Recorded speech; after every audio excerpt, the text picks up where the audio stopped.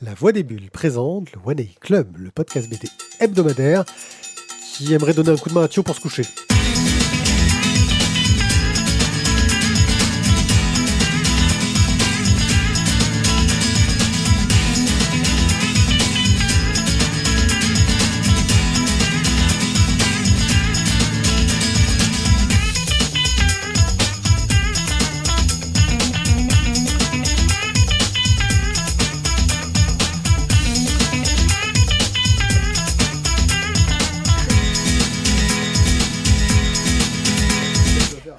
Coucou les gens, bienvenue au One A Club, le podcast qui est en train de découvrir qu'il y a encore écrit ceux qui donnent de l'argent sont des gens bien sur ces conducteurs, parce qu'on fait des copier-coller de nos conducteurs. Nous sommes dans l'épisode 232, je suis One A Pied et je suis accompagné pour vous parler de bande dessinée de Guillaume, salut Guillaume. Salut tout le monde. De Thierry, salut Thierry. Ah bon, on se dit salut comme ça. Ouais, comme ça, on est Bon, bah alors, cool. salut Pierre. Et de Thio, salut Thio. Bonjour. Voilà, ça va, la famille, les enfants, tout ça. Imhotep. Imhotep, tout se passe bien. Imhotep. Très bien. Parce qu'effectivement, Imhotep, mais on va pas parler d'Astérix aujourd'hui, même si va parler de bande dessinée. En fait, on parle jamais d'Astérix, j'ai noté quand même. On arrive à zapper le sujet un Il n'y a peu. plus rien à dire. Astérix n'est pas une bande dessinée. Des plus. Il n'est plus une bande dessinée. Oui, Ah bon peut-être. Je ne sais pas. Non, En fait, je c'est n'ai pas une lu les derniers attraction, tomes. même. Je n'ai pas Ah lu oui, les derniers c'est tomes, je ne saurais pas dire. Bref. Mais, les films sont pas mal, hein, je trouve. C'est fait par Alexandre Astier. Ouais. Ouais, je n'ai pas vu. Gaël a bien kiffé. Moi, Je les ai pas non, vus, ceux d'Astier. Faudrait un petit remaster quand même sur les premiers parce que Non, mais là, c'est- ça commence j'ai à dit piquer. les derniers. Oui, oui, J'ai pas On dit attend les- le prochain. Nous allons parler dans cet épisode du Château des Étoiles, le tome 6, de plein de BD de coups Tanabe sur Lovecraft. Je vous évite tous les titres, on ira plus dans le détail pendant les Des chroniques. couvertures de couleurs différentes. Les couvertures différentes. De Legendary Stories de tome 1, un titre que nous a imposé Guillaume parce qu'il fallait imposer quelque chose par vengeance. Et de Oxpox, un titre que j'ai imposé parce que les X-Men c'est cool. Et on finira par un œil sur les séries allemandes. Vous avez vu ce stress qu'on vous met en parlant de séries allemandes? C'est dingue. Bref, on commence tout de suite en débutant de Vivement chronique. les courses-poursuites. C'est parti. Toi, arrête de tirer ton micro vers toi. C'est très désagréable. Surtout qu'il est bien réglé. Pour Ouais, mais c'est mon côté Johnny Hallyday. Ouais. Le Château des Étoiles, le tome 6, avec un scénario, un dessin et des couleurs. Et le café par Alex Alice chez Rue de Sèvres pour 14,50 €. Ah Mon bah, cher 14,50 € rue de Sèvres, je pense qu'effectivement c'est le prix du café. Ouais. petit, je t'en prie. Ils ont du café de qualité. C'est Sur du café de qualité. c'est du colombien. Alors, on pourrait revenir en arrière pour faire un petit résumé Ça serait bien. des tomes 4. Ça serait bien. Non, Alors- non, c'est bon, enchaîne. Si, si, fais non, les non, sous. Voilà. Et du coup, on passe au tome 6. hein.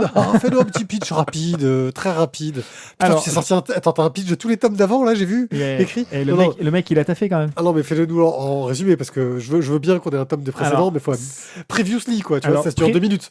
Previously, je vais vite attaquer au tome 4 en fait. Donc, un Français sur Mars, Séraphin et ses compagnons parviennent à poser l'éternel Schweinstern sur Mars. Ils entament l'exploration de la planète rouge qui va se révéler pleine de rebondissements. C'est le second volet du second cycle. En tome 5, on a de Mars à Paris. Afin de lutter contre l'invasion de Mars par les Prussiens, Séraphin, la princesse et leurs amis se rendent sur Terre lors de l'exposition universelle pour proposer une alliance à Napoléon III suite à des aventures extraordinaires de Séraphin et ses amis à bord de l'Éternel. Et Juste- donc... Pour revenir vite fait, pour remettre juste les choses au clair, on est sur une dystopie qui part du principe qu'on a découvert une matière qui permet de faire voler les choses L'éthérite. facilement, l'éthérite, qui permet de faire voler les choses facilement, et qui permet la conquête de la Lune, de Mars et compagnie, et ensuite des héros qui luttent contre les méchants Allemands. Poursuis. Ouais, s'il te plaît, tu me fais pas les 6 tomes, tu fais ça rapide, fissa. Ah, je l'ai fait fissa, là. 5, 6. Voilà. Non. Ah ouais, attends, mais là, il manque ça aussi. Ouais, mais bon, il manque ça, puis il manque aussi... Mais j'ai dit les bases à un moment donné. Si, Bref. il manque... Ah, si, eh oui, elle il est manque pas là. Si, Moi, je suis il n'y a triste. pas si. Et puis il n'y a pas le baron de Munchausen Arrête, aussi. on a perdu Guillaume, là. On y va Vas-y, poursuis. Nous voici donc, attention, sur le tome 6, l'exposition interplanétaire de 1875. Tadam. Ça va être beau, je vous l'annonce, c'est une expo universelle. Alors déjà qu'habituellement, c'est beau. Excuse-moi Adolphe. Non, mais c'est Mathieu qui se rajoute une moustache de Barnier dans sa moustache. C'est- Non mais là, mais les blagues visuelles, le seul fois où on n'a pas de caméra, mais vous êtes fous. Mais Non, vous avez non, craqué non, tous les deux. Thio, t'es obligé de me regarder. Droit dans les yeux. Bref, alors, moi je vais Attends, je quand mets même en mode essayer portrait pour que d'avancer. la photo est déchirante. Donc Séraphin, Vas-y, regarde-moi. avec l'aide de ses amis, parvient à s'évader de prison. Maintenant, une seule chose en tête, sauver Mars, sauver la souveraine de Mars, qui a été faite prisonnière par les Prussiens. Et on envoie du lourd dans ce 6e tome quand même, qui est basé sur de l'action pure et dure. Alors, comme toujours, les bouquins sont chapitrés en 3. Dans 3 parties dans chacun de ces tomes à chaque Parce fois. qu'ils sortent en sorte de journaux individuels. Exactement. Et donc là, on est donc sur le 2e volume des diptyques qui fonctionnent par 3. Donc c'est le chapitre. Mon crâne. C'est le chapitre 4. Mars enchaîné. Donc, Séraphin s'est évadé de prison grâce à des spores qui viennent de Mars et qui permettent de manger le métal. Il se cache avec ses amis dans une péniche et met en place un plan pour faire évader la princesse. Alors, sachant qu'il y avait déjà un plan réalisé par les amis, mais lui se pointe avec une nouvelle idée. Bien sûr, ça va recréer des tensions avec le breton, mais bon, c'est pas grave, le plan est en place et on va tenter de faire réussir ça. Le chapitre 5 s'intitule Vénus martienne. Toute l'équipe et des amis de Séraphin se préparent pour la mise en œuvre du plan. Lors de l'inauguration du pavillon de Mars, qui représente donc une espèce de sphère métallique absolument gigantesque, et qui est suspendue dans les airs grâce à une quantité énorme d'éthérite, et qui n'est retenue que par des chaînes. Je vous donne quand même des indices sur ce qui va se passer dans le plan. Et le chapitre 6, Retour à l'éther, suite à l'explosion réussie de la chaîne, je n'en dis pas plus, le pavillon s'est détaché et il monte maintenant vers l'espace. Les hommes de l'empereur tentent de prendre la situation en main, mais le poste de contrôle est déjà pris par la garde. Sophie et Loïc l'ont neutralisé et Séraphin, pendant ce temps, essaye lui de s'approcher de l'empereur en neutralisant les gardes de l'empereur, car je rappelle que l'objectif premier est de convaincre Napoléon III et de sauver la princesse martienne. Zelda. Non, pas Zelda. Bref, on continue dans ce 6e tome. Ça, c'est ultra dynamique, hein. Là, on a que de l'action, que de l'action, que de l'action, que de l'action dans ce tome. C'est mené tambour battant. On a très très peu de temps mort. Les tomes précédents ont fait en sorte qu'il y ait des pauses, des prises, des emprisonnements, des retrouvailles, des machins. Là, on envoie de l'action, que ce soit sur la charrette, sur la péniche, dans l'exposition universelle, sur la planète Mars, métallique, dans la planète Mars métallique. C'est de l'action 100% du temps. Donc... pardon, j'ai perdu le fil de mon récit. Alex Alice poursuit justement son récit. Il est construit comme les autres tomes, comme je vous l'ai dit, en 3 chapitres. Action, dynamisme, on enchaîne les péripéties, les rebondissements. Le dessin, toujours aussi bon, toujours aussi magistral. C'est juste impressionnant.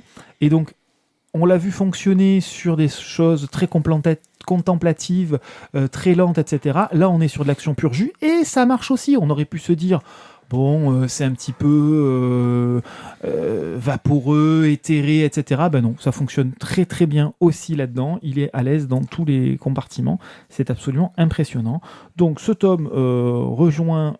Pour rappel ou information, ça dépend de qui vous êtes, si vous suivez ou pas ce que l'on dit, une autre série qui, elle, est consacrée uniquement à la planète Vénus, qui s'intitule Les Chimères de Vénus, mais qui n'est pas réalisée par Alex Alice. Hein, voilà. On a quand même un certain Monsieur Hérol, si mes souvenirs sont exacts. C'est le François ou Alain, je sais jamais, je les confonds tout le temps. C'est Alain. Oui, il y a 2 Hérol dans la bande dessinée. C'est pas un nom de famille commun, mais il y en a 2 dans la BD. Et les 2 sont talentueux, donc c'est compliqué. Exactement. Donc, les Chimères de Vénus, on verra ça une prochaine fois, parce que c'est pas pareil, franchement. C'est pas pareil. C'est pas pareil. Mais toujours est-il que ce tome 6, moi, m'a laissé un super bon goût. De temps en temps, ça pouvait être un peu poussif au niveau du scénario parce que c'était un peu plan-plan. Là, celui-là donne un grand coup de boost et permet de bien relancer tout ça. Je me suis absolument régalé comme toujours. On ne se repère pas dans les retrouvailles, qui est à quel endroit, qui est machin. Tout est recentré dans un seul lieu et un seul lieu relativement confiné. On a l'impression que enfin tous les faisceaux, toutes les lumières regardent au même endroit, au même moment. Et c'est un petit peu reposant scénaristiquement parlant pour notre petit cerveau. Voilà, on est passé en BD action. Thio. Effectivement, c'est à moi. Oui, je suis d'accord avec toi. Les tomes 4, 5, tu avais des longs passages, des passages un peu mous, un peu lents. Je me rappelle le passage avec le radeau quand ils sont en train de. Avec la... je me dis, putain, c'est vrai, ils sont en radeau, quoi. Ils rament. Et nous avec. Et nous avec. Clairement, là, on est vraiment plus dans l'action. Le dessin est toujours aussi beau. Et le fait qu'il y ait plus d'action, que ce soit plus dynamique, c'est une vraie Très réussite. Miyazakesque. Ouais, carrément. Ouais, mais ça envoie. Je veux dire, l'espèce de kidnapping sauvetage, il fonctionne. Il fonctionne et c'est vraiment bien. On retrouve, c'était dans le tome 3, si mes souvenirs sont exacts, où on a la moitié du tome, c'est pareil, c'est bagarre sur Mars, et ça tire un peu dans tous les coins, tout le monde court dans tous les sens, mais c'était beaucoup plus court. Là, c'est un tome complet quasiment d'action pure et dure. Pas d'action en mode gros bras, hein, mais d'action entre guillemets intelligente avec un plan qui doit se dérouler sans accroc, qui se déroule forcément avec des accros, et il faut forcément s'adapter à tout ça. Un petit côté Oceans. C'est ça. Non, vraiment chouette. Moi, ça m'a un peu reboosté sur le Château des Étoiles, où j'avoue que je commençais un peu à me dire, Guillaume bon, c'est long. Moi, j'ai pas trop senti tout ça parce que, en fait, j'ai. Tu l'as pas lu. C'est pas ça, c'est que j'ai lu les 6 d'un coup quand on devait le chroniquer. T'avais lu aucun J'en avais lu aucun. J'ai pas eu le temps, comme le bouquin a fonctionné très très bien sans moi. J'en ai lu d'autres pour leur donner leur chance. C'est le principe des libraires. Ils ne lisent que les livres qui ne marchent pas. Alors pourquoi ça marche pas ce machin? C'est de la merde ou quoi? Et donc j'ai lu les 6 d'un coup pour être à jour, et du coup c'est vrai que j'ai pas forcément senti les lenteurs. Maintenant ça reste effectivement truffé de ce que vous appelez de ce qu'on peut appeler des lenteurs. Pour moi, ça reste. Il y a pas mal de moments contemplatifs à la Miyazaki justement, et puis pour le coup, la série fonctionne super bien, quoi.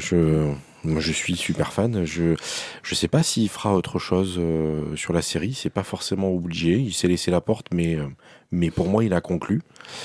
Il s'est laissé la possibilité de réouvrir la porte, mais pour moi, là, l'histoire est finie.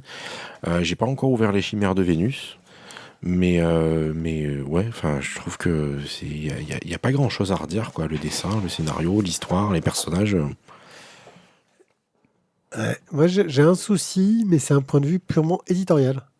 C'est très con, mais vous parliez du fait que les tomes précédents avaient des lenteurs, etc. Et en fait, je trouve que c'est une série qui marche très très bien de deux façons. Avec ce côté feuilletonnant, c'est-à-dire la sortie en tome, en passage court séparé, tu vois, le genre de truc, t'attends un mois pour avoir la suite, etc. Ça marche très bien parce qu'il respecte toutes les règles, tous les codes du récit feuilletonnant, avec le petit cliffhanger qui va bien, l'envie de connaître la suite, etc. Des épisodes avec des tons un petit peu différents, des plus contemplatifs, des plus action. Enfin, pour le coup, ça marche plutôt bien. Mais en fait, et je suis surpris même de le penser, c'est le côté album qui pour moi marche pas.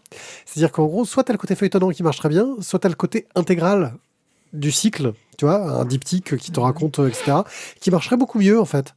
C'est-à-dire que le tome 5 et le tome 6 vont tellement bien ensemble que les séparer me semble bizarre, te casse un peu ce côté rythme. Vous parliez des problématiques de rythme qu'il y a dedans.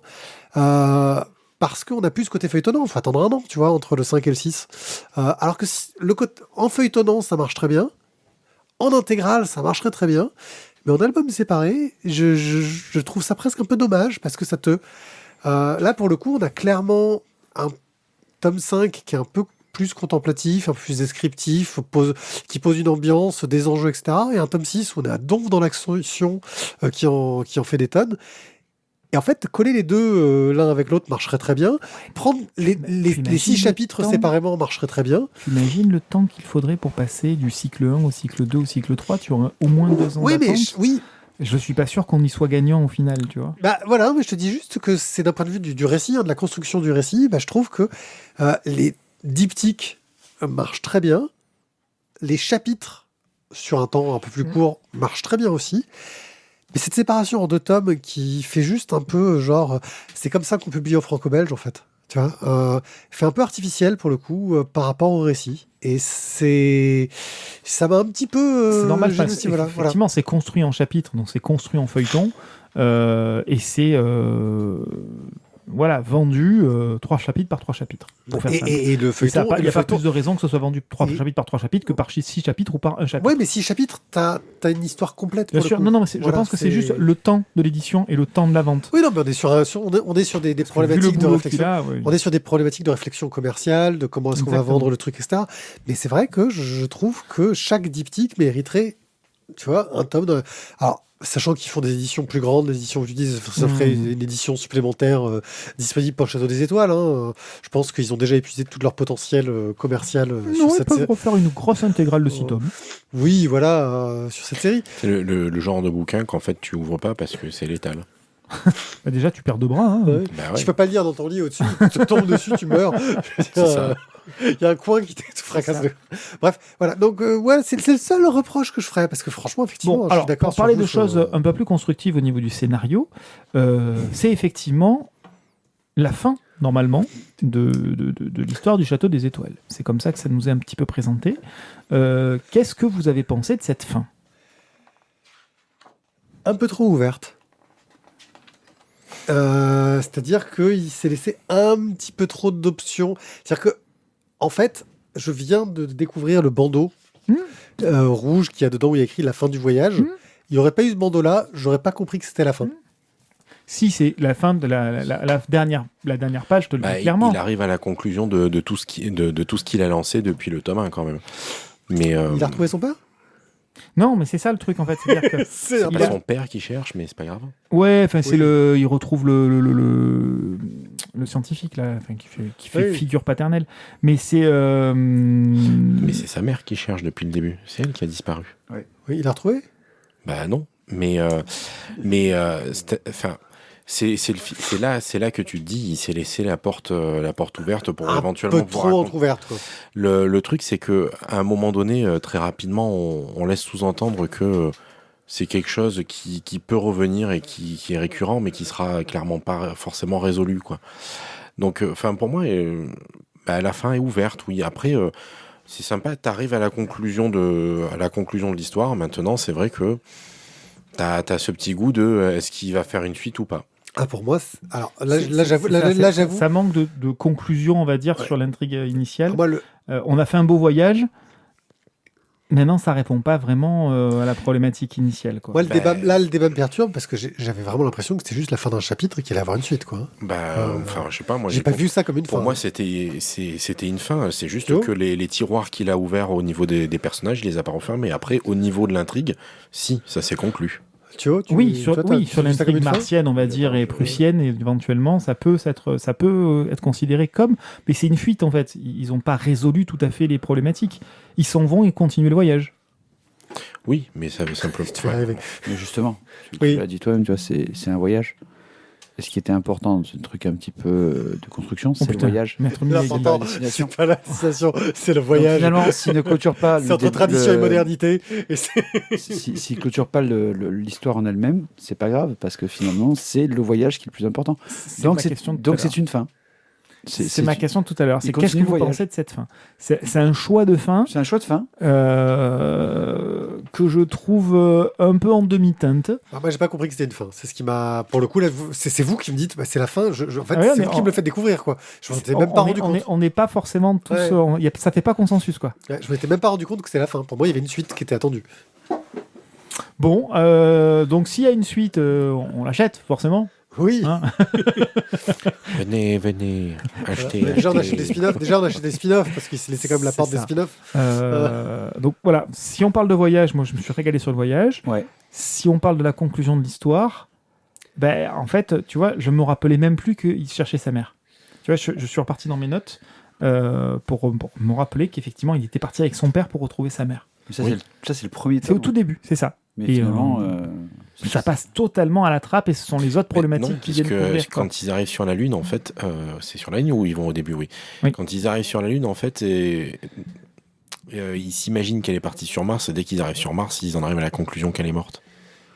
Ah putain, mais tu vois, toi, le fait d'avoir lu tout de manière condensée dans le temps, là, c'est plus frais dans ta tête. Oui, après, maintenant, effectivement, il réouvre le tiroir plus tard. Ouais, mais ça reste, tu vois, ça reste un problème pour moi sur ces récits feuilletonnants où les gens, donc t'as pas vu le cadavre, ils sont pas morts.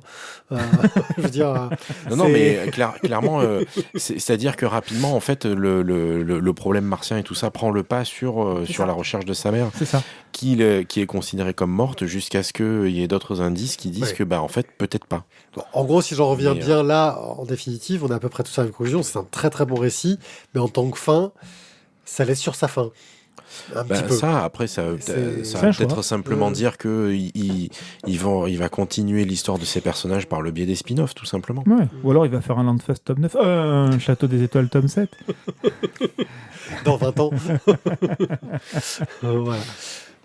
Après 2 séries de spin-off, il pourra faire un Château des... Enfin, bon, toujours est-il que, puisqu'on arrive quand même à la fin, à minima d'un cycle, voire peut-être De la fin totale. de la fin totale, personnellement, moi, ça a fait battre mon petit cœur pendant 6 tomes. Ah, moi, c'est justement c'est le fait que ça laisse ces questions en suspens qui fait que j'arrive pas à mettre. Bon, alors, si on oublie Pierrick, est-ce que les autres, vous êtes d'accord pour mettre un coup de cœur? Je trouve que la série le mérite. Si tu mets pas un coup de cœur sur le Château des Étoiles, Même Pierrick, pour le côté Miyazaki, juste pour le côté Miyazaki. Ouais, mais moi, c'est cette fin qui me laisse. Pierrick, pantois. Allez, Non, sors-toi non. les doigts. Sois Non, honnête, non, ne non, cherche je- pas la ouais, merde. je- honnête, Toute cette histoire, finalement, est un parcours initiatique et c'est bon, il a réussi sa quête. Il a réussi sa quête. Et maintenant, pas convaincu. on peut imaginer la suite de ses aventures Bah, comme on peut. je suis presque triste de devoir Comment contredire, mais comment je suis tu pas convaincu. oses ne pas pouvoir mettre un coup de cœur sur le Château des Étoiles, Pierrick? Bah parce que en tant que fin, ça m'a déçu. Ouais, je peux te promettre que Oxbox, tu peux crever. Ah oui, non, mais Oxbox, je suis bien d'accord. Mais alors, jusqu'à la fin de la saison, tu vas mourir sur tes coups de Ouais. cœur. Voilà. Non, je suis désolé, j'y peux rien. Cette fin m'a déçu. Bon, et bien donc, nous créons un podcast dissident. Le Pawanai Club. C'est officiel, le podcast ukrainien, on est là. Le podcast des étoiles. Le podcast des étoiles. Après la porte des étoiles Open Miracle. Donc c'était le Château des Étoiles, le tome 6 par Alex Alice chez Rue de Sèvres pour 14,50 Et €. c'est un immense coup de cœur. Et pourtant, il faisait même le café sur celui-là. Ouais, et même le café. Nous allons maintenant parler de 3 tomes de Gutanabe. Alors nous avons L'appel de Cthulhu, Celui qui hantait les ténèbres et La couleur tombée du ciel. On en fait 3 d'un coup parce que franchement c'est du C'est de la Gutanabe. merde, c'est du Lovecraft, de toute façon, c'est de la merde. Allez, on passe à Voilà. la suite. C'est par Gutanabe. Tu as tenu à féliciter le traducteur qui est Sylvain Chollet. Effectivement, je pense que c'est un sacré travail. C'est chez Kiyun pour 15 € le tome dans une magnifique édition en simili-cuir coloré bizarre. Je crois que c'était de la peau humaine. Simili-cuir humain. Merci. Cuir humain végétal. ça. Voilà. Coloré. Voilà. Simili Necronomicon. C'est basé sur du Lovecraft. Donc, nous allons tout de suite passer le fait que oui, c'est raciste. Oui, et là, il y a certains tomes qui sont particulièrement, tu le sens.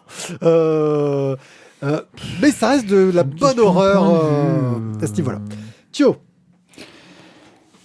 Donc, est-ce que je dois faire le pitch des 3 histoires? allez, mais vraiment un pitch résumé de Ok, chacun, alors. du départ, de quoi ça parle. On va Un commencer, bleu, donc. un est rouge et un est vert. Voilà, donc le bleu, la couleur tombée du ciel, grosso modo, t'es chez toi, t'es fermier, t'as une météorite qui te tombe sur la gueule, et là, c'est le début des emmerdes pour les 12 prochains siècles. Jusqu'à ce qu'il y ait un barrage qui doit inonder ton village.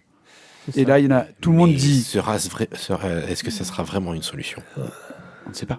Récit Sera construit sur du sera-ce flashback. vraiment une Voilà. solution? Toi, t'as vu Piranha 3D, je crois. donc. Ouais. Série Non, j'ai construite juste lu sur celui-là. un flashback. Ensuite, nous avons l'appel de Cthulhu. Le classique. Je connais que le jeu de rôle. Donc là, c'est une, voilà, c'est. Mais il y a la nouvelle au début du jeu de rôle. À un moment donné, t'aurais pu la lire. T'as zappé les premières J'ai- pages. j'ai- n'ai jamais Pierrick, été meuf. laisse-le parler. Donc là, tu as Francis Thurston, donc, qui est l'héritier de son grand-oncle, qui était archéologue. Il retombe sur ses papiers et il va découvrir une religion assez étrange, le culte de Cthulhu. Voilà, plusieurs informations, des œuvres d'artistes assez étranges. Et le gars, grosso modo, va être un peu perturbé, un peu intrigué. Et grosso modo, il va se retrouver un petit peu au cœur des ténèbres. Est-ce qu'on est bien sûr de la prononciation du mot Cthulhu? Oui, c'est écrit Cthulhu, c'est Oui, écrit sur sur le tous jeu les de rôle, livres, c'était ouais. écrit, il y avait même la prononciation. Ouais, c'était écrit. Là, Voyage à travers le monde, là, on est dans le pur jeu de rôle à 100%. Sauf que quand il l'a écrit, Lovecraft, c'était pas du tout un jeu de rôle. Ouais, mais il y a vraiment pensé. Oui, mais je suis sûr qu'il avait, en fait. je suis sûr qu'il avait un dé dans un tiroir. Et enfin, celui qui hantait les ténèbres. Donc, on a un jeune écrivain, Robert Blake, Donc une sorte de bostonien un peu blanc de peau qui en fait serait Lovecraft, parce que quasiment tous ses héros sont lui-même. Il trouve qu'il y a une église qui est trop belle en face de sa maison et qui est abandonnée. Et en fait, il veut y aller. Et là, il découvre que l'église, a priori, elle a été un petit peu brûlée, abandonnée, que personne ne veut y rentrer. Tout le monde dit que c'est franchement pas un lieu où il faut aller. Et Alors lui, il y va. il y va. Et surtout, il prévient personne qu'il y va, parce que sinon, il ferait des groupes de 1. Et à ce moment-là, donc, il rentre et il trouve un livre maudit qui s'appelle le Necronomicon. Et là, Ça part en couille. ça part en couille. Ouais. Ça pue, hein. Moi, j'ai vu le film, Celui-là, ça il est pue. précédé par la nouvelle Dagon. Hein. C'est celui-là. Hein. C'est Non, lequel non, C'est lequel où il y a Dagon Non. Non, c'est ça dans doit celui-là, être il t'offrait la guerre des mondes de chez Kiyun aussi. C'est dans la guerre tombée du ciel que t'as Dagon au départ. C'est dans lequel Je crois que c'était dans un des précédents. C'est pas grave. L'appel de Cthulhu, peut-être. Ouais, je sais plutôt. pas. Il y en a un des deux. Euh, Non, c'est ça. C'est dans celui qui hantait les ténèbres. Ça commence par Dagon, qui a un récit court. Bon, voilà.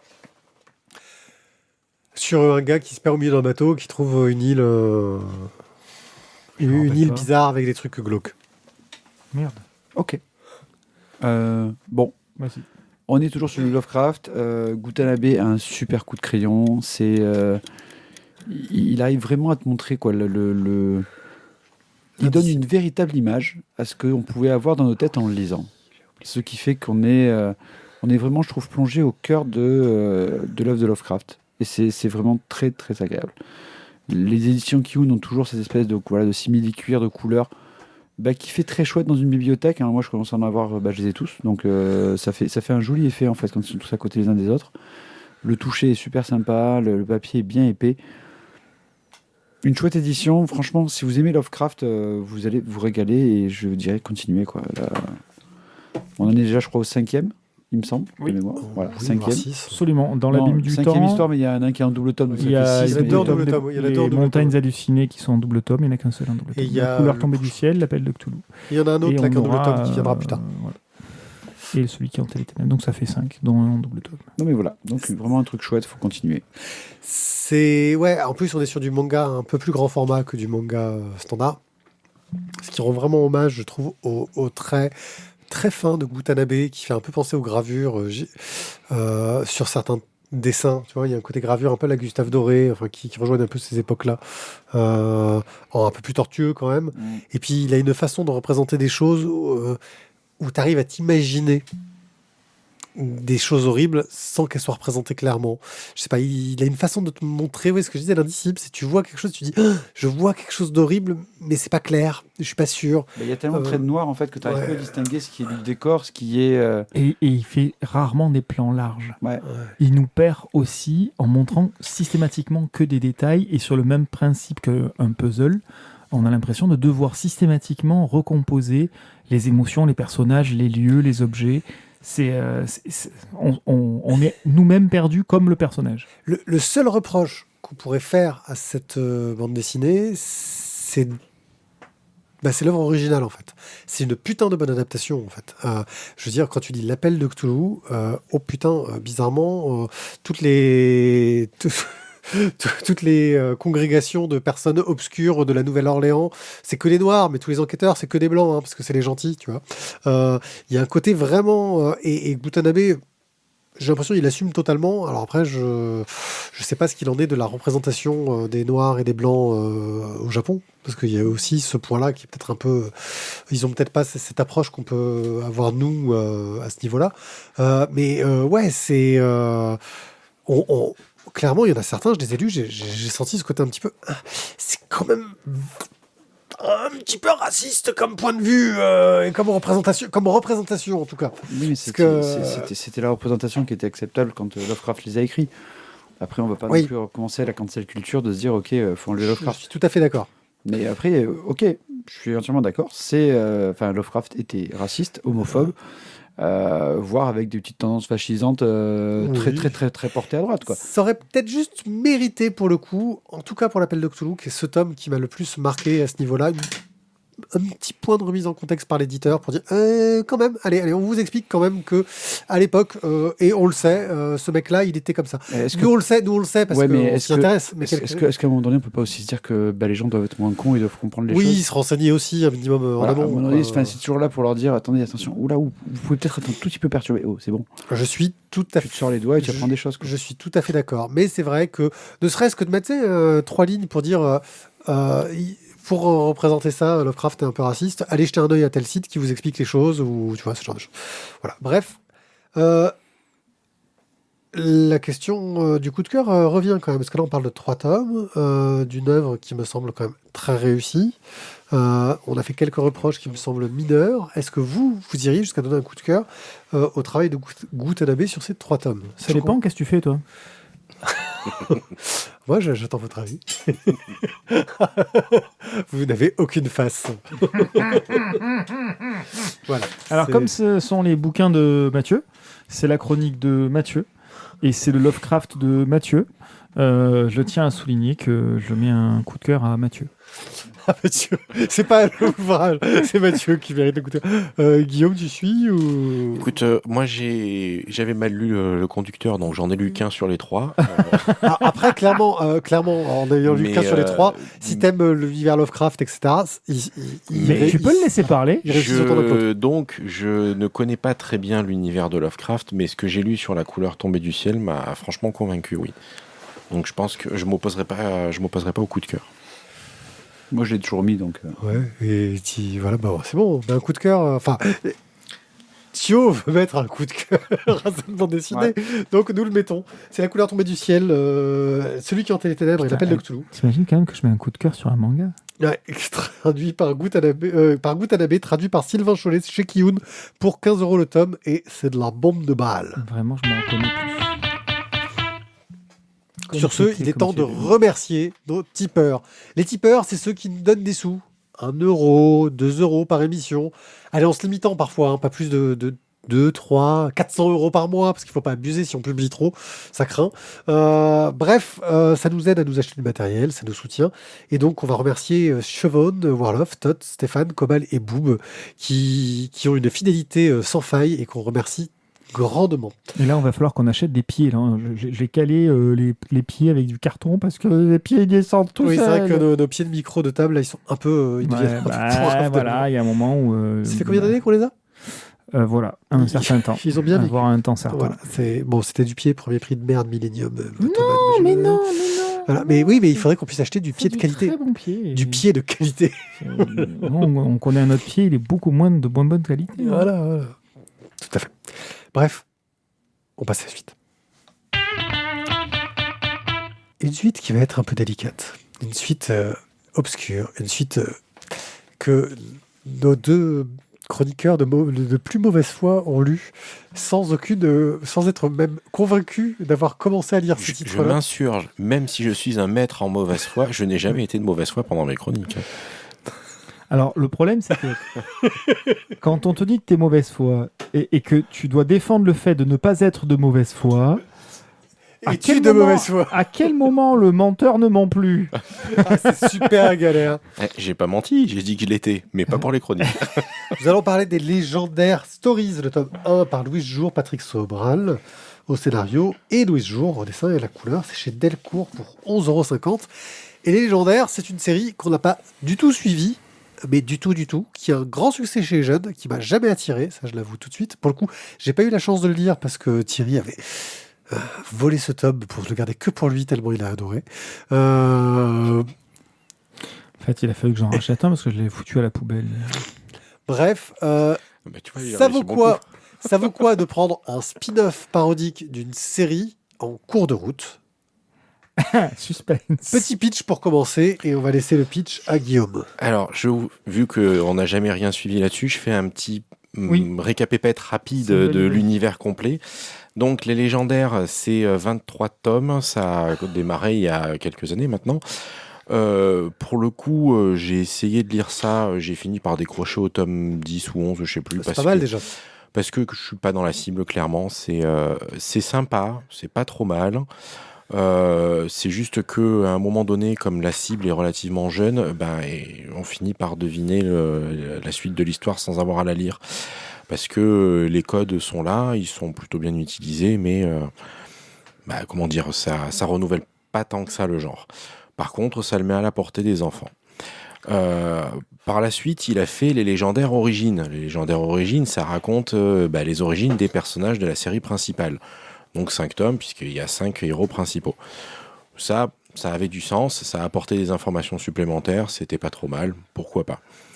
Puis il y a eu les légendaires parodias. Les légendaires parodias, donc c'est le concept de l'auteur qui s'auto-parodie dans une autre série. J'avoue que là, j'ai commencé à avoir du mal à dire oui. Ensuite, donc les légendaires étant finis, on va enchaîner sur les chroniques La de série principale est finie. Oui, a priori oui. Maintenant, il y en a peut-être un autre qui va sortir le chapeau, mais pour l'instant, officiellement, c'est fini. Et là, pourquoi pas enchaîner sur les chroniques de Darkel, donc qui est un des méchants de l'histoire. Ok. Et puis, ils ont eu une adaptation série qui est entre autres sur Netflix en animé. Ouais, pourquoi pas en mode sketch gag. J'ai fini par décrocher aussi très rapidement. Même mes fils ont décroché. Et donc, vu qu'il y avait l'adaptation série à la télé. Tes fils, ils aimaient la série au départ ? La série télé, ils n'ont pas lu. Oui, mais la BD, ils ont pas lu. D'accord. Et donc, comme il y avait l'adaptation animée, pourquoi ne pas faire le manga de l'animé ? Voilà. Qui, en gros, reprend à peu près l'animé avec une histoire vaguement similaire à la série principale. C'est un peu quand tu lisais l'anime comics de Dragon Ball, alors que c'était basé sur une BD à la base, quoi. C'est un peu ça. C'est un peu ça. Voilà. Et puis, attends, il y en a une avant-dernière. Oui, il y a les légendaires missions. Mission et résistance. Ah putain, merde, j'ai oublié Résistance. Du coup, je vais pas pouvoir en parler, je sais pas ce que c'est. Les légendaires missions, donc c'est des one-shots avec des missions des légendaires, donc encore du spin-off. Et donc Résistance, que j'ai oublié. Et les légendaires stories. Donc désolé, je suis arrivé au bout, rien que remettre le contexte. Voilà. Donc les légendaires stories. Donc petit clin d'œil à la... Parce qu'on n'a pas parlé de la série depuis des temps, je te coupe le timer, vas-y. Merci. Donc, les légendaires stories, petit clin d'œil à la série principale, puisqu'elle se passe avant le début de la série principale. Et il se trouve que les tomes que j'ai lus m'ont permis de voir la référence au personnage. Et en fait, on va suivre l'histoire donc d'une charmante jeune fille, dont j'ai encore mangé le prénom, c'est affreux, qui travaille dans un cirque. Donc c'était une orpheline qui a été adoptée par des artistes de ce cirque. Du coup, elle a été élevée et travaille maintenant dans le cirque. Et il se trouve qu'elle est la seule à avoir une affinité. Elle devient Robin. Non, c'est Et il se trouve qu'elle est la seule à avoir une affinité avec un animal particulièrement rare qui, du coup, ont réussi à dresser pour faire un numéro de cirque. Donc ça c'est le contexte. On a un héros qui vient annoncer un super concours pour définir qui sera le meilleur cirque des contrées, donc le cirque Siran bien sûr.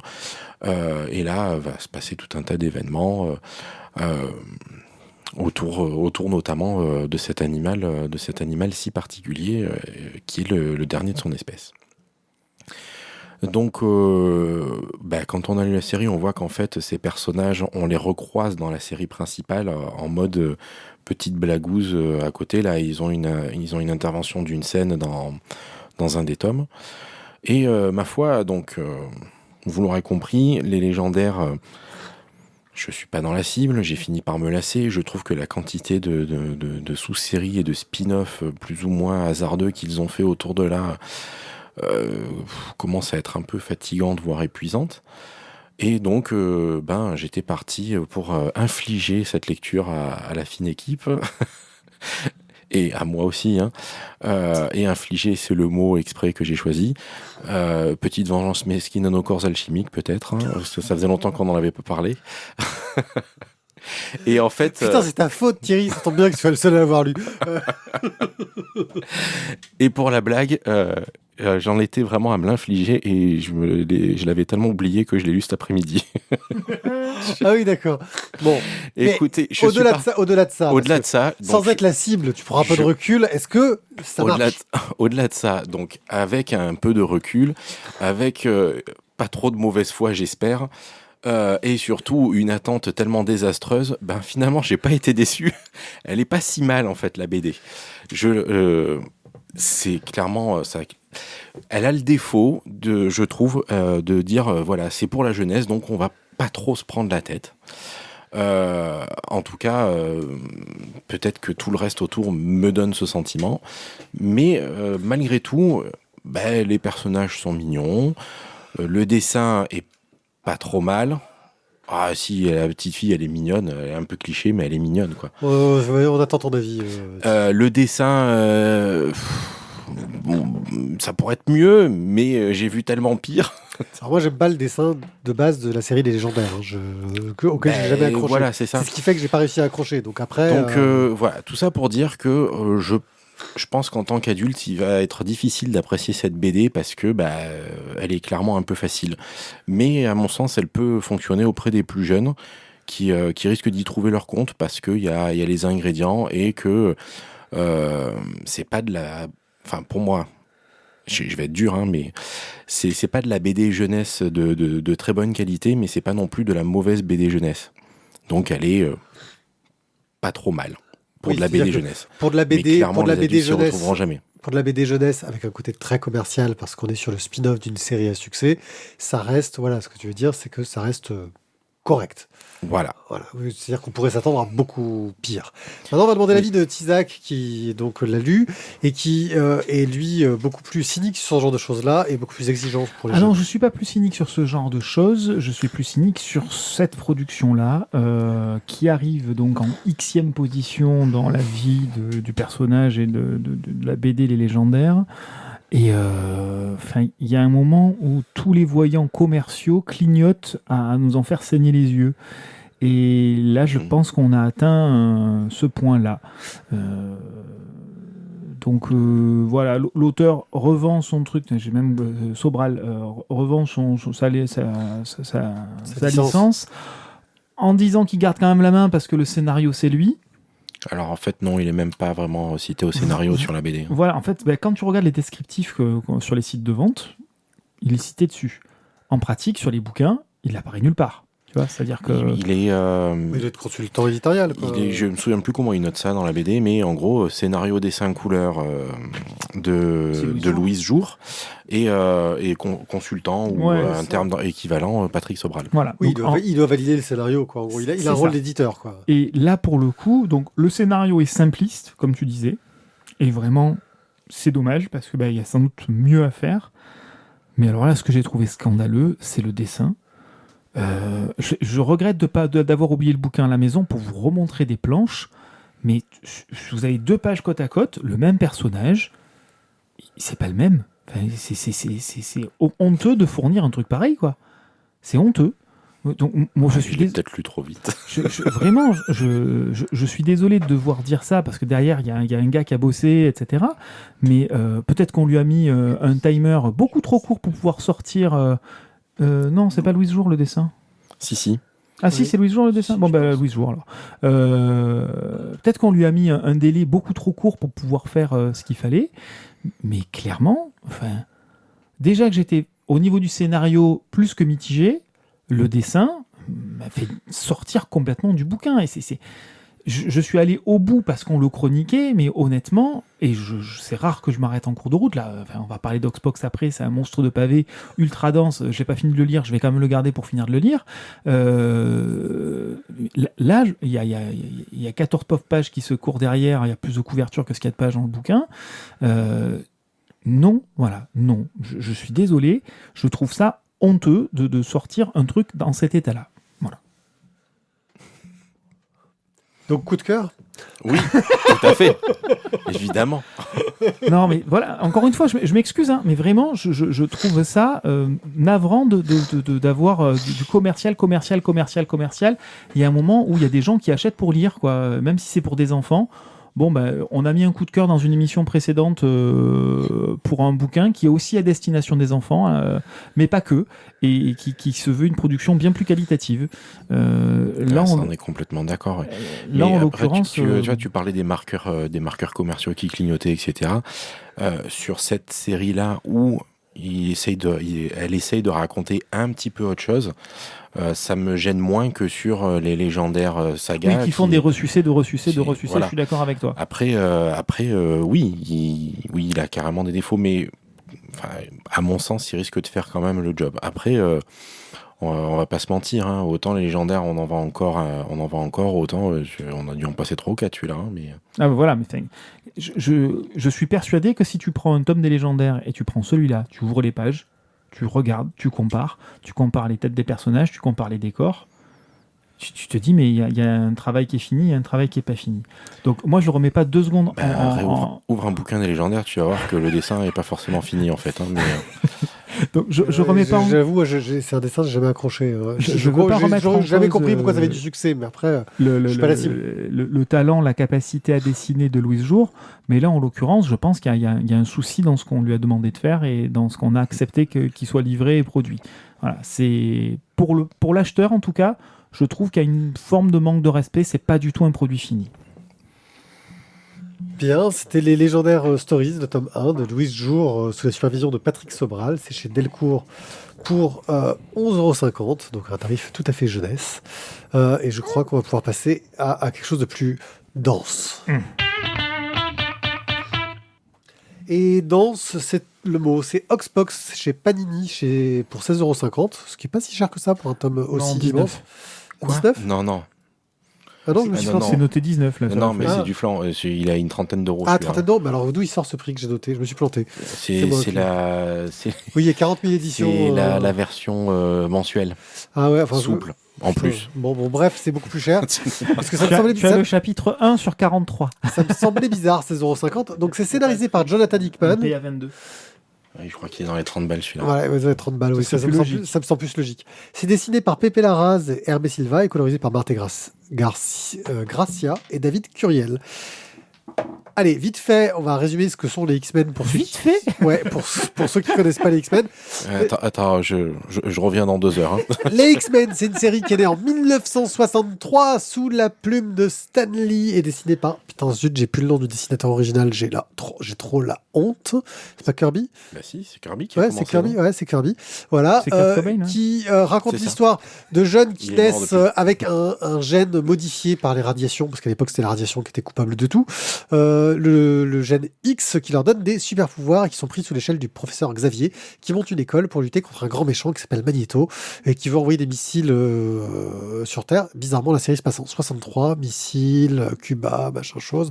Ça colle bien. La série est un flop total et survit grâce à des rééditions comme un peu chez Marvel jusqu'à ce que ce soit repris par Chris Claremont et John Byrne quelques années après, en créant une équipe un peu internationale avec des Russes, des Japonais, des Irlandais, des Canadiens, des Américains et des Africains, tous mélangés dans l'équipe qui se formera les X-Men et qui est un peu la version moderne et qui est celle qui a amené la série au succès. Ça a été une des très grosses réussites des années 90 de la bande dessinée américaine et ça s'est un petit peu cassé la gueule par la suite, notamment parce que Marvel a un petit peu laissé tomber les X-Men, sans doute parce que ils possédaient pas les droits cinématographiques, c'est que c'était la Fox et que ça les intéressait pas, et qu'ils avaient les droits cinématographiques des Avengers qui jusqu'ici étaient beaucoup moins bien et que autant les exploiter pour leur mettre des putains de scénaristes dessus. Bref, voici le pitch de base de ce que sont les X-Men. Il y a eu des tonnes d'écritures, des époques différentes, avec plusieurs générations de X-Men. Donc on a la génération originale par Stan Lee, la deuxième génération par Claremont. On a eu X-Force qui arrivait après, qui était une équipe de jeunes encore, parce que le but reste de montrer des jeunes. Puis on a eu Génération X, encore une équipe encore plus jeune. Et je pense qu'on a eu entre-temps, mais moi je m'étais arrêté à cette époque-là, c'est-à-dire fin des années 90. Après, j'ai un peu perdu le fil. Bref, c'est bien sympa d'être les représentants d'une nouvelle espèce, mais au bout d'un moment, ça suffit de se faire cracher dessus par les gens qu'on essaye d'aider, surtout quand on a des pouvoirs. Le professeur Xavier décide donc d'installer sur Krakoa un mutant enfant de l'île. Clairement, Krakoa est une île, mais en fait c'est un mutant, c'est une personne vivante. La première nation mutante, et il impose qu'elle soit reconnue par le monde, en échange de remèdes contre les cancers et autres maladies rares. Parce qu'en gros, grâce à leur pouvoir, il y a des mutants, l'île elle-même, peuvent créer des choses qui vont pouvoir aider à mieux s'en sortir vis-à-vis des grandes maladies du siècle et augmenter l'espérance de vie humaine. Mais en échange, ils veulent qu'ils soient reconnus d'un point de vue politique comme une nouvelle nation. Et autant te dire que quand on voit le bordel que c'est en Israël, pour une nation qui sort de nulle part totalement et qui a été reconnue par personne à la base, c'est pas une évidence.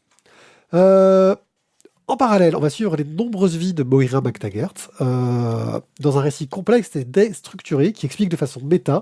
Putain, j'ai zappé le time, je savais que ça allait m'arriver. Qui explique de façon méta les différents relaunchs des séries mutantes. Parce que c'est des séries qui ont été relancées au fil du temps avec de nouvelles histoires. C'est un récit ambitieux et complexe qui va puiser dans toute l'histoire des X-Men depuis 63 pour poser les bases du futur des séries mutantes. Et là, je viens de faire que le pitch, donc je suis dans la merde au niveau du timer. Scénario, je vais le couper parce que de toute façon je vais foirer. Diable, que c'est tendu. Je vais faire mon Thierry. On a Thio qui s'énerve. On a Thio qui s'énerve de l'autre côté. Ce soir, franchement, le timer, on l'a un peu pris, on l'a retourné, on l'a retourné. Sera. Que c'est tendu. C'est brillant, mais c'est tordu. Doit-on avoir un doctorat en univers mutant pour apprécier toutes les subtilités ? Je le crains et j'attends votre avis sur le sujet.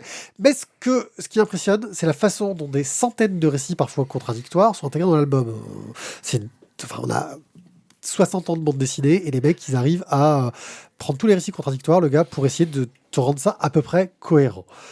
Il arrive à mettre en plus des tonnes de pistes pour les histoires à venir. Et c'était vraiment l'objectif qu'il y a eu là-dessus. Est-ce une porte d'entrée vers la X-Men ? Beaucoup l'ont dit. J'ai entendu cette critique à plusieurs reprises. Ah, c'est une porte d'entrée pour les gens qui vont écrire des X-Men. Peut-être, mais je suis pas sûr que ce soit une porte facile à ouvrir. Ah non, putain, clairement pas, quoi. C'est un peu comme une porte tambour, c'est une porte, hein, mais alors par contre elle tourne vite. T'as plus de chances de te la manger dans la gueule, quand même. C'est clair, ouais. On va suivre deux artistes qui se relaient sur les deux séries parallèles. C'était deux séries qui étaient en parallèle. Une plus axée sur l'histoire des X-Men et de Krakoa, et l'une plus axée sur l'histoire de Moira MacTaggert, qui était une chercheuse scientifique du professeur Xavier, mais on va vous épargner les détails. Bref, c'est le genre de série qui m'a donné envie de reprendre les séries X-Men. Je saurais donc pas dire si c'est une bonne ou une mauvaise chose, parce qu'il y a beaucoup de séries X-Men et que, bon, faut pas abuser non plus. Mais quoi qu'il en soit, ça reste un énorme défi éditorial que je trouve fort.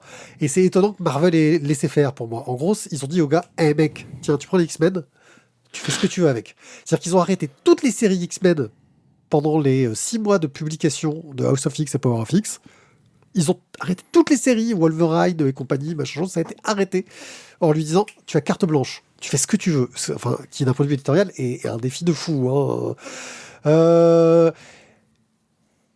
je trouve que malgré tous les défauts qu'on peut trouver à cette série, ça reste un des piliers pour l'avenir des séries X-Men. Ça a amené des pitchs de séries qui sont arrivées après que j'ai trouvé super intéressante, genre le côté, t'as une série qui est axée vraiment sur le côté politique, t'as une série qui est axée vraiment sur le porté écologique, exploitation, machin chose, des pistes vraiment intéressantes à suivre, mais putain que c'est pas si évident que ça, quoi, à se rentrer dedans. Tu vois, j'ai un peu le côté, je sais pas si vous avez lu les séries Wildcats. À un moment donné, ils avaient fait plusieurs suites. Wildcats, c'est une sorte de faux X-Men lancé par Jim Lee parce qu'il avait eu un succès dans les X-Men dans les années 90. Et ça a été repris par d'autres auteurs dans les années 2000 où ils s'étaient amusés à imaginer que c'était une sorte de corporation, de société, les Wildcats, qui est avec une approche très moderne et très intéressante qui en renouvelait bien. Mais on parlait d'une série qui était toute jeune, c'était facile. Là, c'est un peu cet effet en version x 15 000. Je trouve que c'est un truc totalement de dingue. Je pourrais pas mettre un coup de cœur là-dessus, hein, je le dis tout de suite, parce que je trouve ça énorme, je trouve ça très fort. Parce que, en gros, t'as une putain de grosse société qui autorise un gars à dire « Écoute, tu remets tout à zéro et on valide. » Ça fait un récit très complexe, avec des très bonnes trouvailles, notamment sur l'histoire de Moira MacTaggert, moi qui m'a laissé un peu sur le cul derrière. Mais j'arrive pas à savoir, et c'est pour ça que je voulais votre avis, même si je l'ai déjà un peu off, si c'est parce que moi j'ai vraiment une approche des X-Men, je les ai lus pendant de nombreuses années dans les années 90, fin des années 90, donc j'ai pas mal suivi la série, et donc je me suis raccroché à ces univers que je connais bien, ou voilà, si c'est quelque chose qui est totalement hermétique pour quelqu'un qui découvre les X-Men. C'est là que j'attends votre avis, le premier qui veut parler, parle. Bah écoute, j'ai beaucoup aimé les X-Men, je les ai vachement suivis dans les Special Strange, toute cette époque-là, dans les années donc 80-90. Je suis allé vers Oxbox quand tu m'as vendu ça comme la 8e ou peut-être 9e merveille du monde. Je l'avais pas lu quand je te l'ai vendu. C'était, je trouve quand même que voilà, il y a beaucoup d'épaisseur. Après, je suis d'accord qu'il y a des super trouvailles, mais c'était diablement long, quoi. C'est très très long, c'est très touffu et ça demande, je pense, beaucoup de références pour un nouveau lecteur. Là, clairement, je pense que le nouveau lecteur, en fait, faut pas qu'il se penche dessus parce que il va pas te jouer dans la choucroute, quoi. Je dirais presque, voilà, c'est un peu le souci, c'est que c'est un truc peut-être de spécialiste. Oxbox. C'est pas un renouveau, en fait. C'est que Bah, ça remet tout à plat. c'est un renouveau, mais en même temps qui te demande d'avoir des connaissances. Est-ce que toi, c'est le genre de truc qui te donne envie de lire d'autres séries X sur une des thématiques qui est abordée? Ouais, mais que seulement s'ils te font un truc plus court, quoi. Parce que Oui. 400 pages aussi touffu avec des voyages dans le temps, des personnages qui font Des des boucles, univers parallèles et... des boucles temporelles. Chaud, quoi. Alors, Guillaume. déjà, les séries suivantes vont pas être fondamentalement beaucoup plus courtes. Hein. X of Sword, Reign of X, et je crois que j'en oublie une. C'est Dawn of X. Dawn of X, merci. Ça va pas être fondamentalement plus court. Alors, moi, les X-Men, je connaissais un petit peu du temps où je lisais Les Stranges de Papa quand j'étais gamin. Ouais, tout ça. C'est pas des séries que j'ai fait de façon finalement globalement les héros, les Marvel et les DC, je les ai pas tant suivis que ça.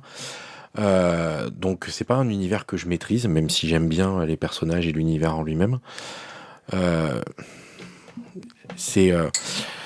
Je peux comprendre qu'on considère Oxbox comme un point d'entrée potentiel pour les gens qui n'ont pas lu X-Men, mais alors il va quand même falloir les border et leur expliquer qu'il va falloir qu'ils défassent les nœuds du cerveau tout seul.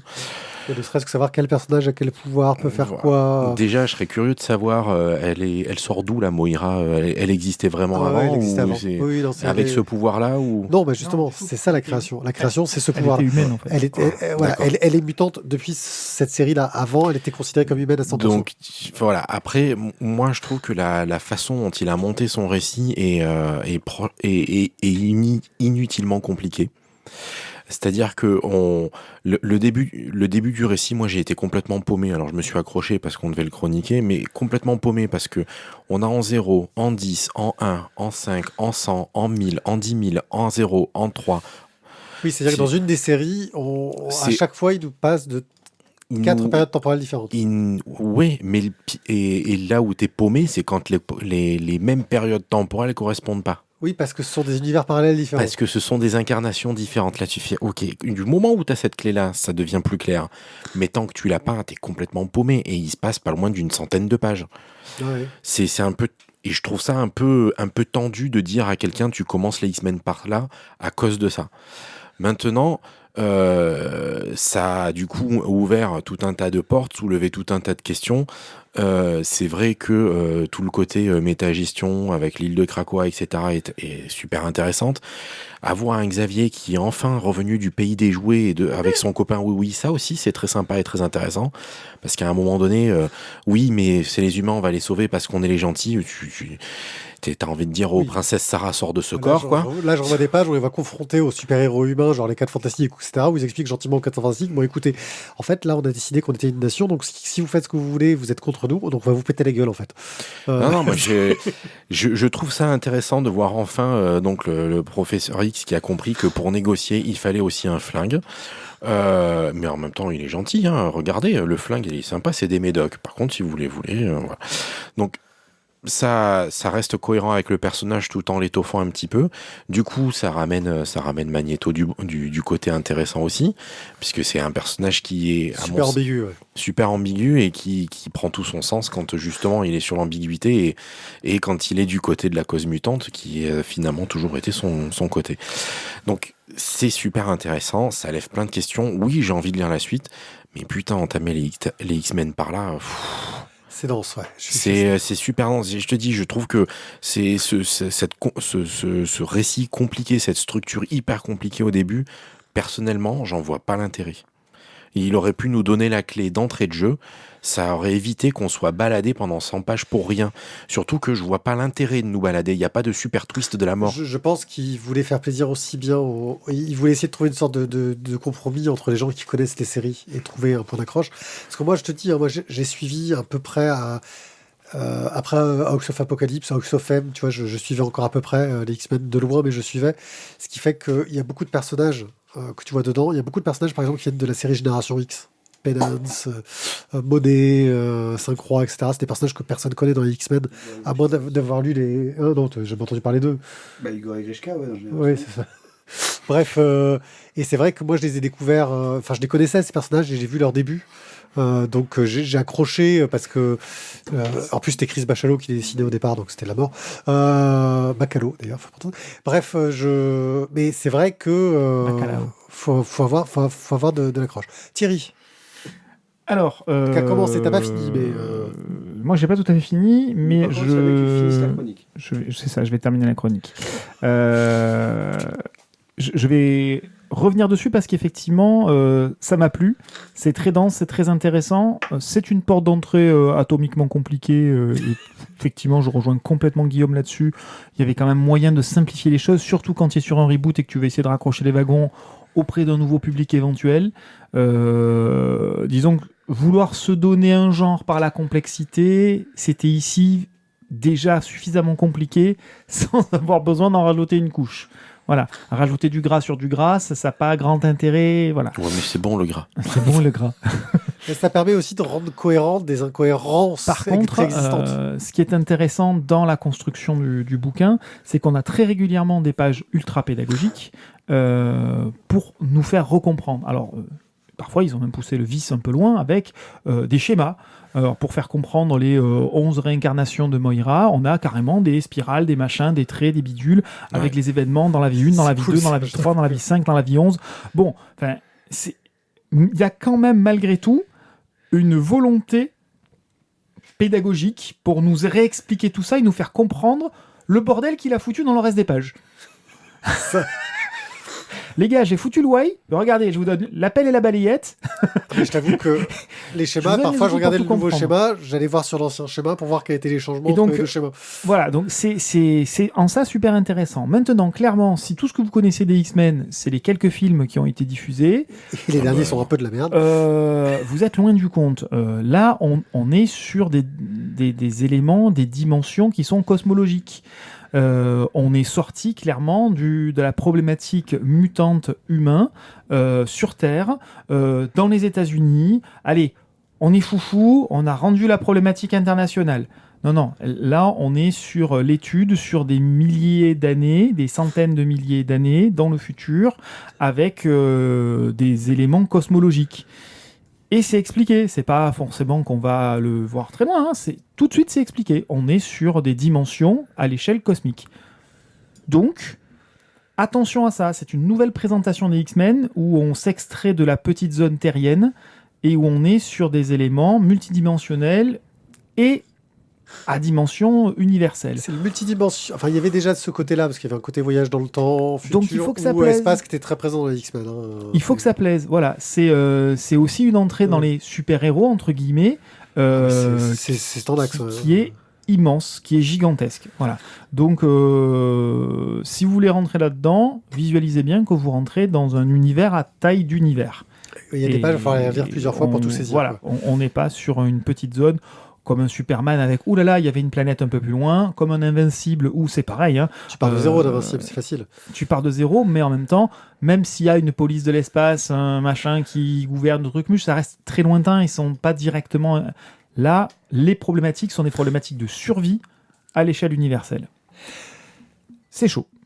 Bref, c'est Oxbox de Jonathan Hickman au scénario, de Pepe Larraz et Hervé Silva au dessin, de Marte Gracia et David Curiel à la couleur.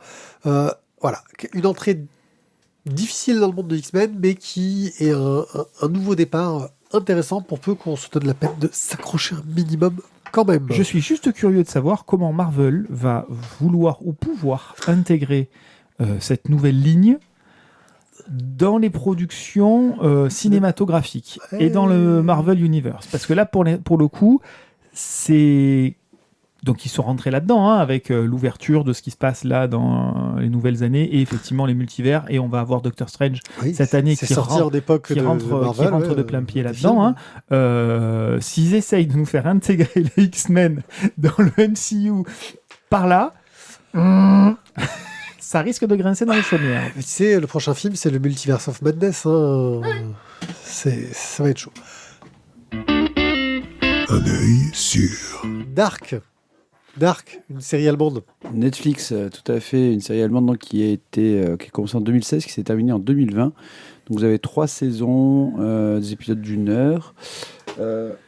On est dans la petite ville de Wimbden. Wimbden, très connue pour rien, parce que c'est une ville fictive bien sûr, mais qui est connue pour sa centrale nucléaire qui fait vivre toute la ville. Et on va avoir des disparitions d'enfants dans cette ville de Wimbden. Et les enfants qui disparaissent, mais ils disparaissent, on ne retrouve même pas les corps. Ou alors on retrouve des corps d'enfants, mais on n'arrive pas à les identifier. C'est pas les bons. Et donc en fait, tout Dark se fait autour de 4 familles, les Doppler, les Nielsen, les Kahnwald et les Tiedemann. Les 3 saisons, alors moi j'en suis presque, j'ai fini la 2e saison. Les 3 saisons se déroulent autour de ce nœud de 4 familles, parce que ces 4 familles sont là depuis leurs grands-parents dans la ville de Wimbden.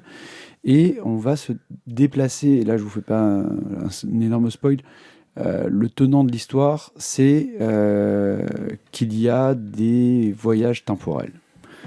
Et ces familles, elles sont au cœur de ce jeu-là, de voyages temporels. C'est une série que j'ai un petit peu... J'ai mis de côté il y a très longtemps, en fait.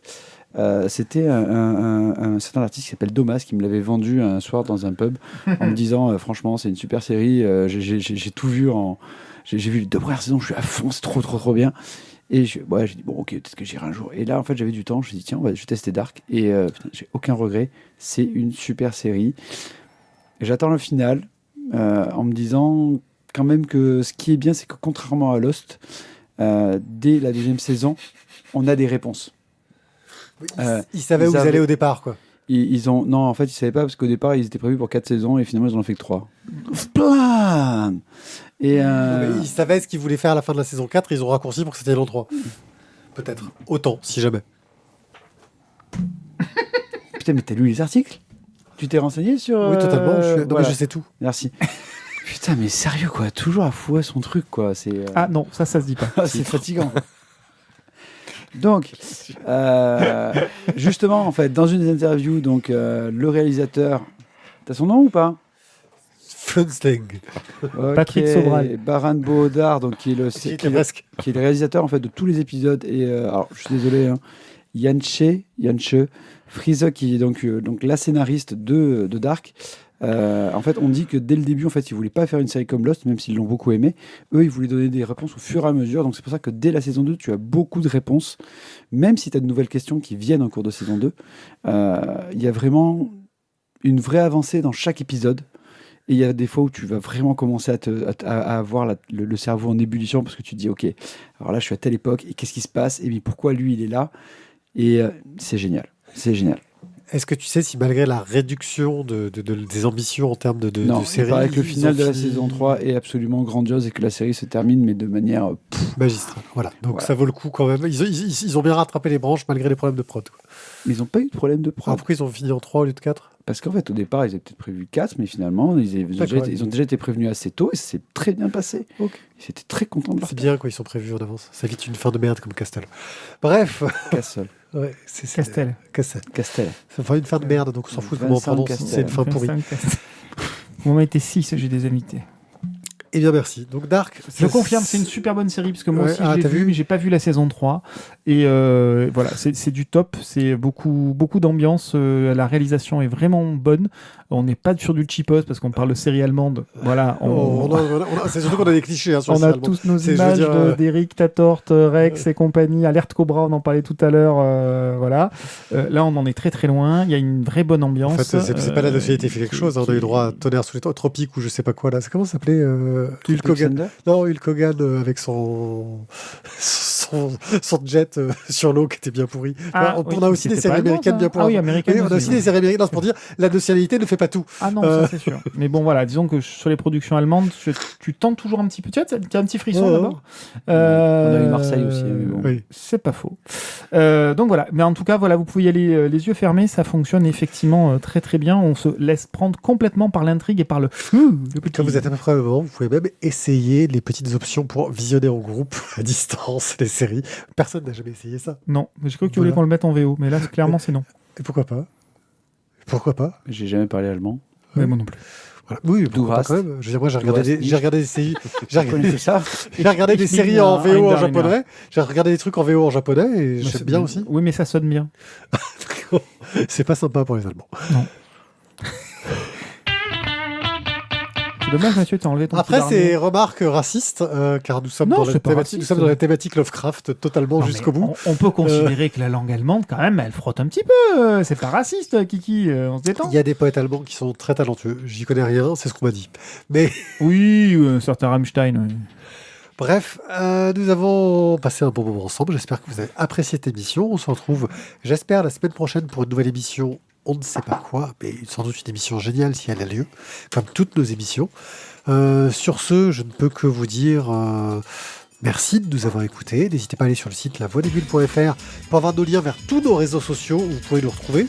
N'hésitez pas à aller sur le site de la BDRI qui a même pas de nom de site facile à retenir. Si, La BDRI.com. la BDRI.com. Tu vois, un peu, tu vois, j'y vais tellement pas que. La remarque préparée, tu sais. Ouais. Ça, Ouais. c'est chaud. C'est pas le nom dur, de la magasin, BDRI.com, mais Et c'est vous super avez trouvé compliqué. quoi La BDRI.com. Putain, c'est chaud quand même. Ouais, ouais. point .com. Quoi, point commercial. Vous avez déjà que vous êtes un site commercial. Si tu veux compliquer, tu fais canalbd.net/la BDRI. D'accord. Ah oui, c'est plus chaud quand même. Pour un HTTP ou HTTP Sinon, vous allez sur lavoidesbulles.fr, il y a un lien vers le site de la BDRI. Parce que parce qu'on est super balèze, il y a un lien sur le site de la BDRI sur lavoidesbulles.fr. Ça peut aider aussi. Voilà, c'est la porte d'entrée vers tout notre univers, lavoidesbulles.fr. Bref, merci beaucoup de la BDRI. merci beaucoup de nous avoir écoutés. On se retrouve très bientôt. J'espère que vous avez passé un bon moment. En tout cas, nous, on en a passé un bon ensemble. Et maintenant, il faut vite qu'on aille coucher Thio. Merci encore et à très bientôt. Allez, Ciao, ciao. Bye. bye bye. Salut, au revoir.